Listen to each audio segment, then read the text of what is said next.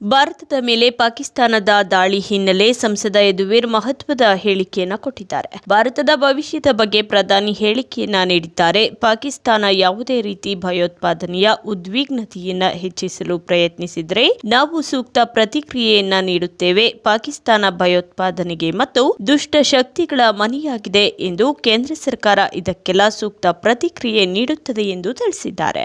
ಈಗಾಗಲೇ ಕೇಂದ್ರ ಸರ್ಕಾರದಿಂದ ಪತ್ರಿಕಾಗೋಷ್ಠಿ ನಡೆದಿದೆ. ಪ್ರಧಾನಮಂತ್ರಿಯವರು ಸಹ ಇವತ್ತು ಭಾಷಣವನ್ನು ಮಾಡಿದ್ದಾರೆ.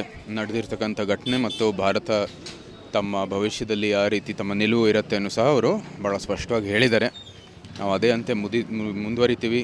ಇವತ್ತು ಭಯೋತ್ಪಾದನೆಗೆ ಇಡೀ ವಿಶ್ವದಲ್ಲಿ ಎಲ್ಲೂ ಕೂಡ ಸ್ಥಾನ ಇಲ್ಲ ಅಂತ ಅವರು ಭಾಳ ಸ್ಪಷ್ಟವಾಗಿ ಹೇಳಿದೆ. ಭಾರತ ಅದರ ಕೂಡ ಭಾಳ ಅದರ ವಿರುದ್ಧವಾಗೇ ಕೂಡ ಮುಂದುವರಿತೀವಿ ಅಂತ ಅವರು ಭಾಳ ಸ್ಪಷ್ಟವಾಗಿದ್ದಾರೆ.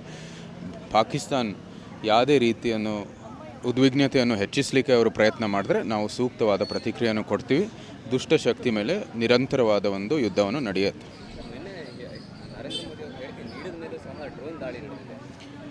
ಪಾಕಿಸ್ತಾನ ನಿಮಗೆ ಗೊತ್ತಿದೆ, ಭಯೋತ್ಪಾದಕರು ಮತ್ತು ದುಷ್ಟಶಕ್ತಿಗೆ ಒಂದು ಮನೆ ಆಗಿರ್ತಕ್ಕಂಥದ್ದು ಭಾಳ ಸ್ಪಷ್ಟವಾಗಿ ನಮಗೆ ಕಾಣ್ಬರ್ತಾ ಇದೆ. ಕೇಂದ್ರ ಸರ್ಕಾರ ಸೂಕ್ತ ಪ್ರತಿಕ್ರಿಯೆಯನ್ನು ಕೊಡುತ್ತೆ.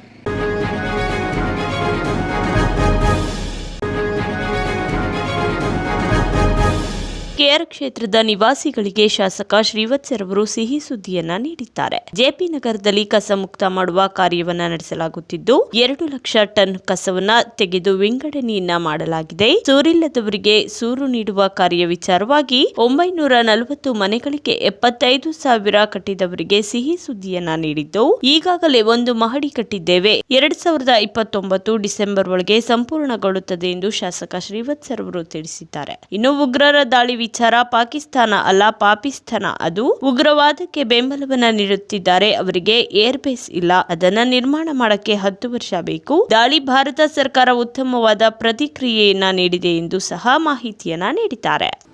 2 ವರ್ಷ ಕಳೆದಿದೆ, ಇನ್ನು ಉಳಿದ 3 ವರ್ಷನೂ ಹೆಚ್ಚು ಜನರಿಗೆ ಅನುಕೂಲ ಮಾಡುವಂಗೆ ಮಾಡಬೇಕು. ಹಾಗಾಗಿ ಅನೇಕ ಯೋಜನೆಗಳು ತಲೆಯಲ್ಲಿದೆ. ಸರ್ಕಾರ ಹೇಗೆ ಸ್ಪಂದಿಸುತ್ತೆ ಅನ್ನೋದ್ರ ಮೇಲೆ ಹೋಗುತ್ತೆ. ಎಲ್ಲದಕ್ಕಿಂತ ಅನಿಸಿದ್ದೇನೆಂದರೆ ಜನರಿಗೆ ಸಿಗಬೇಕು. ಅವ್ರನ್ನ ಬಂದಂಥ ಸಂದರ್ಭದಲ್ಲಿ ನಾಳೆ ಬನ್ನಿ ಅಥವಾ ಇನ್ನೊಂದು ದಿವಸ ಬನ್ನಿ ಅಂತ ಹೇಳಿದ್ದೇನೆ. ತಕ್ಷಣದಲ್ಲೇ ಕೆಲಸ ಮಾಡುವಂಥ ರೀತಿಯಲ್ಲಿ ಆದಾಗ ಮಾತ್ರ ಜನ ನಮ್ಮನ್ನು ಒಪ್ತಾರೆ ಅನ್ನುವಂಥ ಸತ್ಯ ಈ 2 ವರ್ಷದಲ್ಲಿ ಆಗಿದೆ. ಹೋಗ್ತೀವಿ, ಆಫೀಸಲ್ಲಿ ಕೆಲಸ ಆಗುತ್ತೆ, ಹೋಗ್ತೀವಿ, ಫೋನ್ ಮಾಡ್ತಾರೆ ಅನ್ನುವಂಥದ್ದು ಆಗಿದೆ. 2-3 ಯೋಜನೆಗಳು ನಾನು ಶಾಸಕನಾಗಕ್ಕೆ ಮೊದಲು ಏನು ಅಂದ್ಕೊಂಡಿದ್ವು ಅದು ಕಾರ್ಯರೂಪಕ್ಕೆ ಬಂದಿದೆ ಅನ್ನೋದು ಒಂದು ಹೆಗ್ಗಳಿಕೆಯ ಸಂಗತಿ. ಎಲ್ಲದ ಬಹಳ ಪ್ರಮುಖವಾಗಿದ್ದು ಜೆ.ಪಿ. ನಗರದ ಕಸ ಮುಕ್ತ. ಆ ಒಂದು ಕೆಲಸದಲ್ಲಿ ಈಗಾಗಲೇ ನಾವು 2 ಲಕ್ಷ ಟನ್ನಷ್ಟು ಕಸವನ್ನು ತೆಗೆದು ವಿಂಗಡಣೆ ಮಾಡುವಂಥ ಕೆಲಸ ಸದ್ದಿಲ್ಲದೆ ಮಾಡ್ತಾಯಿದೆ. ಹಾಗೆ ಎರಡನೇದು ಸುಮಾರು ಸೂರಿಲ್ಲದೆ ಇರೋರಿಗೆ 940 ಮನೆಗಳಿಗೆ ಏನು ದುಡ್ಡು ಕಟ್ಟಿದ್ರು, ಆ ಮನೆಯ ಯಾರು 75,000 ಕಟ್ಟಿದ್ರು ಅವ್ರಿಗೆ ಮನೆಯ ನಿರ್ಮಾಣದ ಹಂತ 1 ಫ್ಲೋರ್ ಮುಗಿದಿದೆ.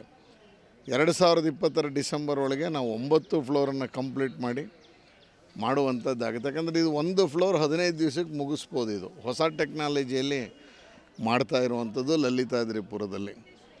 ಅದೆರಡು ಮೇಜರ್ ಕೆಲಸಗಳು ಈ ಬಾರಿ ಏನು ಸಾರ್ವಜನಿಕರಿಗೆ ನಾವೇನು ಹೇಳಿದ್ವಿ ಅದಾಗಿದೆ. ರಾಜಕಾಲುವೆಗಳ ಕಟ್ಟಡ ಎತ್ತರ ಕಬ್ಬಿಣದ ಬಿಲ್ಡಿಂಗು ಅದೊಂದಷ್ಟು ಪ್ರೋಗ್ರೆಸ್ ಆಗಿದೆ. ಶ್ರೀರಾಮ್ಪುರದ ಭಾಗದಲ್ಲಿ, ನಮ್ಮ MG ರಸ್ತೆಯಲ್ಲಿ ಈ ಥರದ್ದು 3-4 ಸಾರ್ವಜನಿಕರಿಗೆ ಅನುಕೂಲವಾಗುವಂಥ ರೀತಿಯಲ್ಲಾಗಿದೆ.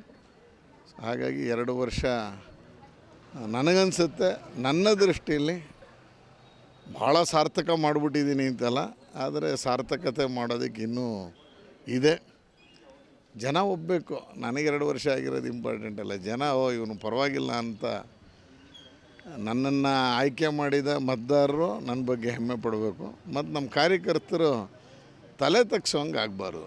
ಇಂಥವನ್ನ ಕೆಲಸ ಮಾಡಿಬಿಟ್ವಲ್ಲಪ್ಪ ಅನ್ನುವಂಥ ಆಗದೆ ಹೋದರೆ ನಂಗೆ ಅದು ಸಾರ್ಥಕತೆ ಅಂತ ಅನಿಸುತ್ತೆ. ಆ ನಿಟ್ಟಿನಲ್ಲೇ ಎಚ್ಚರಿಕೆಯಿಂದ ಹೆಜ್ಜೆನೇ ಇಡ್ತಾ ಇದ್ದೀನಿ.